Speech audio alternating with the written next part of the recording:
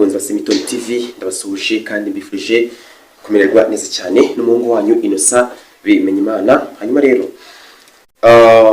Semiton TV ifite gahunda nyinshi cyane, hari ibiganiro byinshi cyane iteganya kuba yabagezaho, ariko by'umwihariko nje kubabwira ikiganiro twatangiye kijyanye n'amakuru y'imikino Semiton Sport Update, kugira ngo Semiton TV niho hantu ushaka kuba wakura amakuru agezweho, ya makuru kabisa abagenda avugwa muri siporo zigiye zitandukanye, yaba umupira w'amaguru, yaba umupira w'amaboko, mbese iyo makuru yose urayamenya. Usibye nayo makuru ya siporo, ariko nanone hari n'andi makuru yo hanze y'ikibuga, y'amakuru mamukeneye muri benshi. Ugomba kumenya ngo ese umukinnyi abayeho ate, ese ikipe nyuma yo kuba ibyo tubona ari mu kibuga bigenda bite. Hanyuma rero icyo usabwa wowe ni ukora subscribe, ugakanda handi kunzogera, ukaba wakora na share, ukagasangiza ibiganiro byacu ku bantu benshi.